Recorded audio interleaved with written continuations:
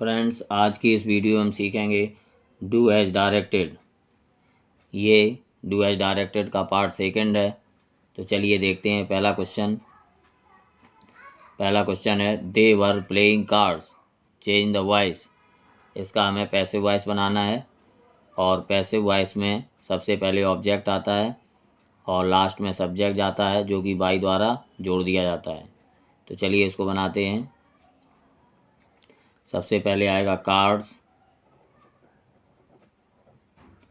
और ये sentence past continuous का है, इसलिए जब हम इसका पैसिव बनाते हैं तो पास्ट कंटिन्यूअस में वाज या वर प्लस बीइंग प्लस वर्ब की थर्ड फॉर्म का प्रयोग किया जाता है।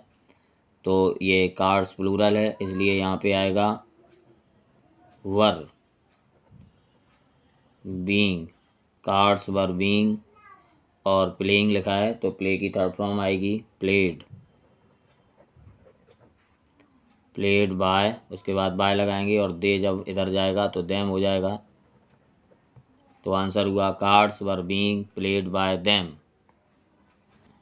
अगला सेंटेंस है we saw a very good movie together, change the voice. इसको भी हम पैसिव वॉइस बनाएंगे।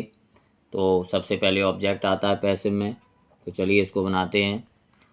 तो इसमें जो ऑब्जेक्ट है वो है ए वेरी गुड मूवी।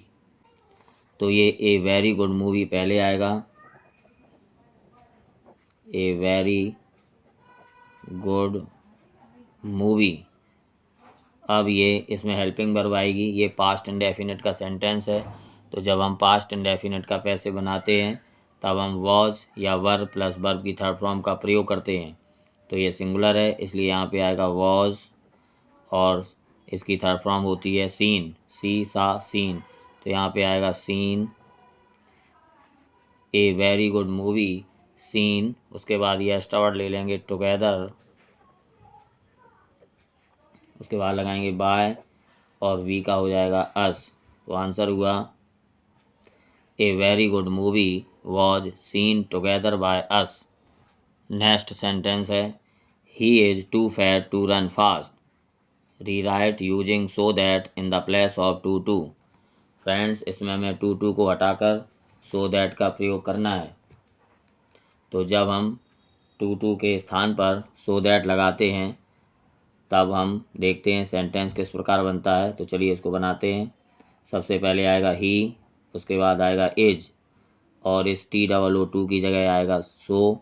तो यहाँ पे लिखेंगे सो, उसके बाद लिख देंगे फैट और इस TO2 की जगह आएगा दैट। तो इतना हो गया he is so fat that. उसके बाद ये जो दैट है, दैट के बाद आता है सब्जेक्ट, तो सब्जेक्ट ले लेंगे ही। उसके बाद यहाँ पे ही के बाद हम कैन नॉट या कुड नॉट या कांट या कुडंट का यूज करते हैं। तो यदि पहला सेंटेंस प्रेजेंट में हो तो यहाँ पे कैन नॉट या कांट आएगा, और यदि पहला सेंटेंस पास्ट में हो तो यहाँ पे कुड नॉट या कुडंट आएगा। तो ये सेंटेंस प्रेजेंट का है, इसलिए यहाँ पे आएगा कांट और उसके बाद वर्ब लिख देंगे रन फास्ट। तो आंसर हुआ he is so fat that he can't run fast. अगला सेंटेंस है who taught you French, change into passive voice. इसका हमें पैसिव बनाना है। तो जब कोई सेंटेंस हु से शुरू होता है तब हम उसका पैसिव बनाते हैं। तो हु को बाय हुम में चेंज कर दिया जाता है। तो यहाँ पे लिखेंगे बाय हुम। अब उसके बाद आएगी हेल्पिंग वर्ब, क्योंकि ये इंट्रोगेटिव वर्ड है। तो यहाँ पे दो ऑब्जेक्ट दिए हैं, पहला है यू और दूसरा है फ्रेंच। हम किसी भी ऑब्जेक्ट से बना सकते हैं, फ्रेंच से भी या यू से भी। तो चलिए फ्रेंच लेते हैं। तो जब फ्रेंच इधर आएगा तो ये सिंगुलर है, तो इसमें हेल्पिंग वर्ब आएगी और ये पास्ट इंडेफिनिट का सेंटेंस है। तो इसमें आएगा was French bye whom was French.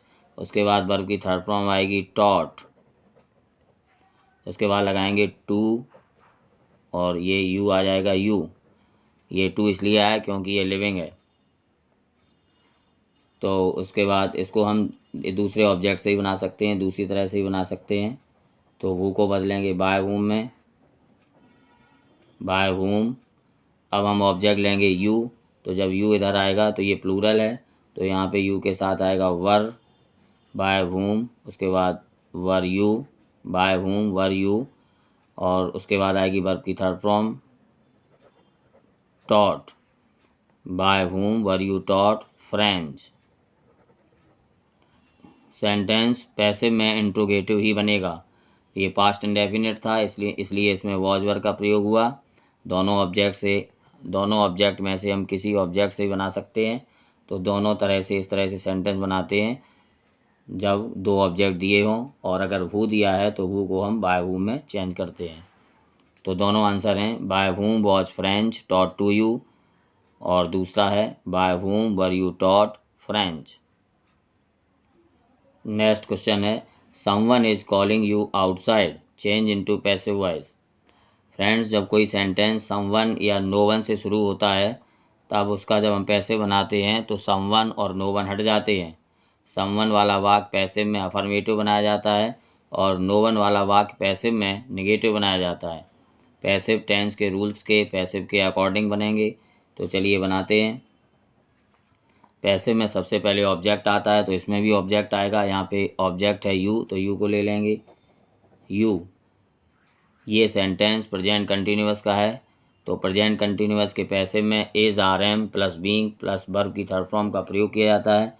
तो यहाँ पे आएगा यू आर बीइंग, और वर्ब की थर्ड फॉर्म लेंगे, तो कॉलिंग लिखा है, तो कॉलिंग यानी कि कॉल की थर्ड फॉर्म होती है कॉल्ड, तो यू आर बीइंग कॉल्ड। और ये एक्स्ट्रा वर्ड ले लेंगे आउटसाइड। बस ये यहीं तक बनेगा, समवन हट जाएगा और बाई भी नहीं आएगा। तो सेंटेंस बन गया you are being called outside. अगला सेंटेंस है no one likes her dress. जैसा कि हमने बताया कि जब कोई सेंटेंस समवन या नो वन से शुरू होता है तो उसका पैसिव बनाते समय समवन और नो वन हट जाते हैं, और समवन वाला वाक्य अफर्मेटिव कर दिया जाता है पैसिव में, और नो वन वाला वाक्य नेगेटिव कर दिया जाता है पैसिव में। तो चलिए इसको बनाते हैं। तो पैसिव में सबसे पहले आता है ऑब्जेक्ट, यहाँ पे हर ड्रेस, तो लिखेंगे हर ड्रेस, और ये सेंटेंस प्रेजेंट इंडेफिनिट का है, इसलिए यहाँ पे is are am plus verb की थर्ड फॉर्म का प्रयोग होगा। तो हर ड्रेस सिंगुलर है, इसलिए यहाँ पे आएगा एज, और ये सेंटेंस नो वन से शुरू है तो इसको हम निगेटिव कर देंगे, क्योंकि नो वन वाला वाक्य पैसिव में निगेटिव कर दिया जाता है। तो हर dress is not liked, like की थर्ड फॉर्म लाइक्ड होती है, तो यहाँ पे आ जाएगा लाइक्ड, और ये सेंटेंस यहीं तक बनेगा, नो वन हट जाएगा, बाई भी नहीं आएगा। तो आंसर हुआ हर ड्रेस इज नॉट लाइक्ड। अगला सेंटेंस है unless you work hard you will not pass this exam. Rewrite the sentence using if in the place of unless. इसमें हमें अनलेस को हटाकर इफ़ का प्रयोग करना है। तो फ्रेंड्स, जब हम अनलेस के स्थान पर इफ़ का प्रयोग करते हैं तो इफ़ वाले वाक्य को नेगेटिव कर देते हैं। यदि अनलेस वाले वाक्य में वर्ब की फर्स्ट फॉर्म हो तो इफ़ वाले वाक्य में डू नॉट का प्रयोग करते हैं, और यदि अनलेस वाले वाक्य में वर्ब की फिफ्थ फॉर्म यानी कि वर्ब में एस या येस लगा हो तब हम इफ़ वाले वाक्य में डज नॉट प्लस वर्ब की फर्स्ट फॉर्म का प्रयोग करते हैं, और यदि अनलेस वाले वाक्य में वर्ब की सेकंड फॉर्म हो तब हम इफ़ वाले वाक्य में डिड नॉट प्लस वर्ब की फर्स्ट फॉर्म का प्रयोग करते हैं। तो चलिए इसको बनाते हैं। अनलेस की जगह लिखेंगे इफ़ यू, ये वर्क हार्ड यानी कि यहाँ पे वर्ब की फर्स्ट फॉर्म है, तो यहाँ पे आ जाएगा do not work hard. If you do not work hard, comma लगा देंगे, और सेकंड सेंटेंस में कोई परिवर्तन नहीं करेंगे, तो you will not pass this exam. Answer हुआ if you do not work hard you will not pass this exam. अगला सेंटेंस है if you do not write well you will not get good marks. Rewrite using unless in the place of if. यहाँ पे हमें if को हटाकर unless का use करना है। तो जब हम इफ़ के स्थान पर अनलेस का प्रयोग करते हैं तो अनलेस वाले वाक्य को सिंपल यानी कि अफर्मेटिव कर देते हैं। तो इफ़ वाले वाक्य में यदि डू नॉट होता है तो अनलेस वाले वाक्य में वर्ब की फर्स्ट फॉर्म आती है, और यदि यहाँ पे डज नॉट होता है तो फिर वर्ब की फिफ्थ फॉर्म आती है, यानी कि वर्ब में एस या एस लगाते हैं। और यदि इफ़ वाले वाक्य में डिड नॉट लिखा हो तब हम अनलेस वाले वाक्य में वर्ब की सेकंड फॉर्म लिखते हैं और do not, does not, did not हट जाते हैं। तो चलिए इसको बनाते हैं। इफ़ की जगह लिखेंगे अनलेस, उसके बाद लिखेंगे यू, डू नॉट हट जाएगा, अनलेस यू राइट वेल, और सेकंड सेंटेंस है you will not get good marks. Second sentence में हम अर्थ के अनुसार परिवर्तन करते भी हैं और नहीं भी। तो सेंटेंस हुआ unless you right well you will not get good marks. अगला सेंटेंस है Ramesh is playing cricket, Suresh is playing cricket.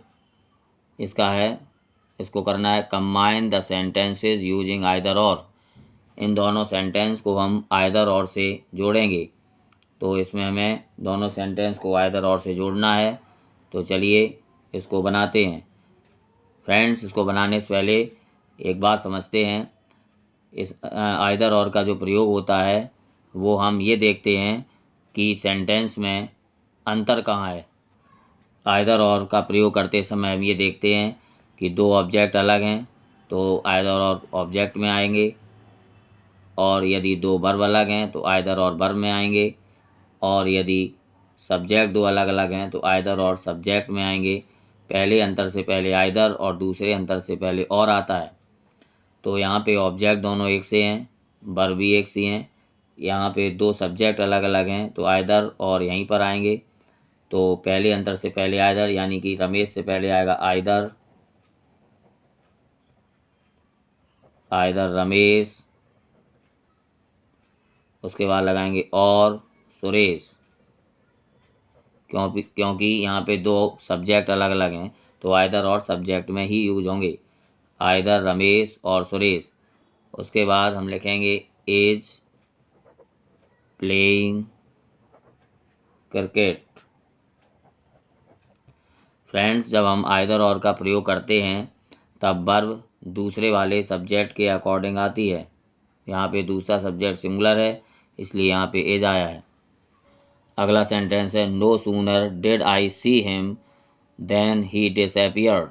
Rewrite the sentence using as soon as in the place of no sooner then. इसमें हमें no sooner के स्थान पे as soon as का प्रयोग करना है। तो जब हम नो सूनर के स्थान पर एज सून एज का प्रयोग करते हैं तो एज सून एज वाले वाक्य को अफर्मेटिव बनाते हैं, क्योंकि ये नो सूनर का सेंटेंस जो होता है वो इंट्रोगेटिव की तरह होता है। तो इसको बनाएंगे। सबसे पहले नो सूनर की जगह हम एज सून एज लिखेंगे, एज सून एज, और ये डेड हट जाएगा।